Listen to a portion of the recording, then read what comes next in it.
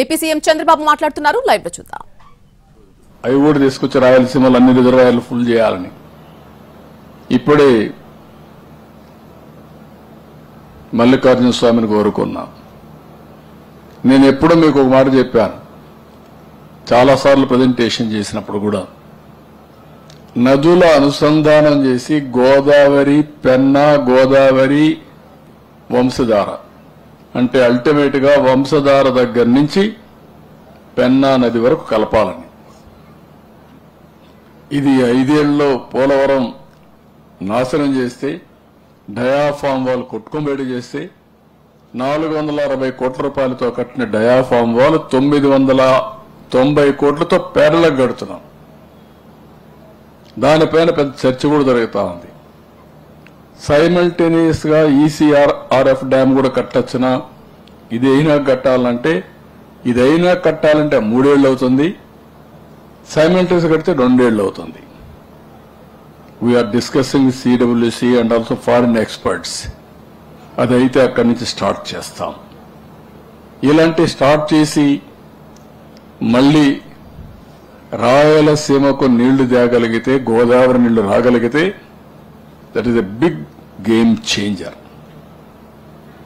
ఆలోచిస్తున్న అన్ని విధాల తొందరలోనే శుభవార్త కూడా మీకు ఇన్ఫార్మ్ చేస్తా. అది కానీ సక్సెస్ అయితే అప్పుడు ఇంక రాయలసీమ రాళ్లసీమ కాదు, రతనాలసీమ. ఇది ఎప్పుడు నేను చెప్పేవాడిని. ఈ రాయలసీమకు ఉండే వనరులు ఎక్కడా లేవు. అయితే నీళ్లు ఒక్కటి ఉంటే ఏదైనా సాధ్యం రాయలసీమలో. ఇప్పుడు సోలార్ గాని, విండ్ గాని, అదే మరి మనకు వచ్చే కొన్ని పంప్డ్ ఎనర్జీ గాని, ఇండస్ట్రీస్ గాని, 2 ఇండస్ట్రియల్ పార్క్ కూడా మొన్నే శాంక్షన్ చేపించాం. కొప్పర్తి, ఓర్వకల్ ని డ్రోన్ సిటీగా అనౌన్స్ చేశాం. తొందరలోనే కార్యక్రమాలు స్టార్ట్ చేస్తాం. పాలసీ కూడా ఇచ్చాం. ఇక్కడి నుంచి దేశానికే కాకుండా ప్రపంచానికే ఆదర్శంగా డ్రోన్ సిటీ నుంచి డ్రోన్స్ తయారు చేయడమే కాకుండా యూస్ కేసెస్ డెవలప్ చేసి పైలట్లు తయారు చేసే కేంద్రంగా తయారవుతుంది. డ్రోన్ పైలట్స్ ఇక్కడి నుంచే తయారవుతారు. ఇక్కడి నుంచే సర్టిఫికేషన్ ఇస్తారు. సెంట్రల్ మినిస్టర్ ఎవరైతే సివిల్ ఏవియేషన్ మినిస్టర్ గారు ఉన్నారో ఆయన డిపార్ట్మెంట్ ఇది. దానికి కూడా నాంది పలికాం. ఇలాంటి కార్యక్రమాలు చేసి ముందుకు పోతా ఉంటే ఇంకా కొంతమంది మీరు చూస్తున్నారు సోషల్ మీడియాలో. నేను ఒకటే చెప్తున్నా, మర్యాదగా ఉంటే మర్యాదగా ఉంటుంది. ఆడబిడ్డల జోలుకు వస్తే మాత్రం జాగ్రత్త. క్యారెక్టర్ అసాసినేషన్ చేస్తే మాత్రం చాలా ఫర్మ్గా ఉంటాం. తెలుగుదేశం పార్టీ భయపడదు. తీవ్రవాదులతో పోరాడాం. ముఠా నాయకుల్ని పూర్తిగా కంట్రోల్ చేశాం. మత విద్వేషాలు రెచ్చగొట్టే వాళ్ళని నియంత్రణ చేశాం. రౌడీలు లేకుండా చేశాం. ఇప్పుడు రౌడీలు, నేరస్తులు రాజకీయ ముసుగేసుకున్నారు. ముసుగు కూడా తీస్తాం. రౌడీలను రౌడీలుగానే చూస్తాం, నేరస్తులు నేరస్తులుగానే చూస్తాం. No question of compromise. ఒకరిద్దరు పోలీస్ ఆఫీసర్లు ఎక్కడా కానీ తప్పు చేసినా లేకుంటే లాలో చేపడితే మాత్రం అదే లాస్ట్ డే. వాళ్ళకు కూడా చాలా ఫర్మ్గా ఉంటాం. లా అండ్ ఆర్డర్ మెయింటైన్ చేస్తేనే రాష్ట్రానికి పెట్టుబడులు వస్తాయి. లా అండ్ ఆర్డర్ మెయింటైన్ చెప్తే ఎవరు పెట్టుబడులు పెట్టరు. ఈ రాష్ట్రానికి టూరిజం ప్రమోట్ చేయాలంటే ఒక ప్రశాంతమైన వాతావరణం ఉంటే వస్తాయి.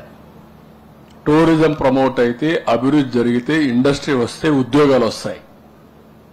మీకోసం ఉద్యోగాలు త్యాగ చేయడానికి మేము సిద్ధంగా లేము. ఇంకా పేదరికాన్ని పెంచడానికి సిద్ధంగా లేము.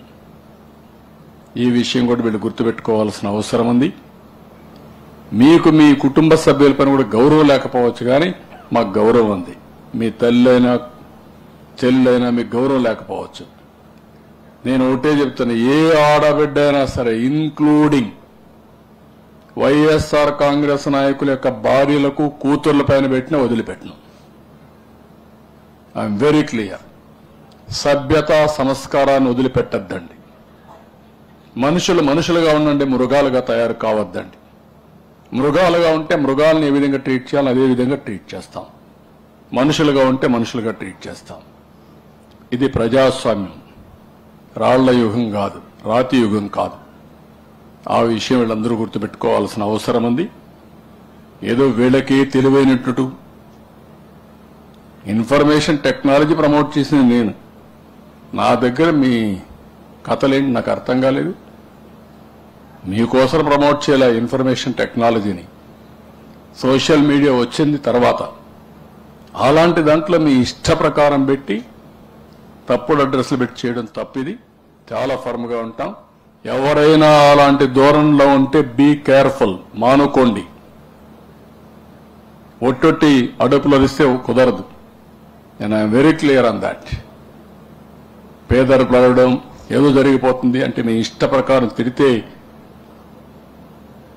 ప్రతి ఒక్కరు పడడానికి సిద్ధంగా ఉన్నారండి, పడాలండి. మొన్న డిప్యూటీ సీఎం అన్నాడు, వస్తామంటే కూతుర్లు బోరు నేర్చారు. Is it necessary? అనుభవించాలా మేము? ఏ నాయకుడైనా రాజకీయాల్లో వచ్చింది గౌరవంగా ఉండి ప్రజాసేవ చేయాలని. నేను ఆ మాట చెప్పాను. నన్ను కూడా ఒకసారి మోసం చేశారు, మీకు అందరికీ ఐడియా ఉంది. నేను ముఖ్యమంత్రిగా ఉన్నప్పుడు ఎలక్షన్ సీజన్లో బాబాయిని చంపి గుండెపోటు అంటే నేను కూడా నమ్మా, నిజమేనేమో అని. అదే ఆ సాక్షి పేపర్లో వేసి తర్వాత గుండెపోటు కాదు గొడ్డలి వేటు అని తెలిస్తే సాయంత్రానికి తెల్లవారి మళ్లీ ఆ పేపర్లో నారాసుర రక్త చరిత్రని సానుభూతి సంపాదిస్తారా మీరు? నేను ఆ రోజు లోపలేసుంటే ఏమైంది అందరినీ? అదే నేను చేసిన తప్పు. అది నా మంచితనం. ఆ మంచితనాన్ని దుర్వినియోగం చేయాలనుకుంటున్నారు. కబద్దార్, జాగ్రత్తగా ఉండండి. ఎవరిని వదిలిపెట్టం. తప్పును తప్పుగా చూస్తాం. తప్పు చేసిన వాళ్ళ మాత్రం శిక్షించి తీరుతాం, పనిష్ చేసి తీరుతాం. ఎవడైనా ఈ రాష్ట్రంలో తమాషా అనుకుంటే మాత్రం నో తమాషా. అలాంటి గుర్తుపెట్టుకోమని హెచ్చరిస్తాను. ఓకే?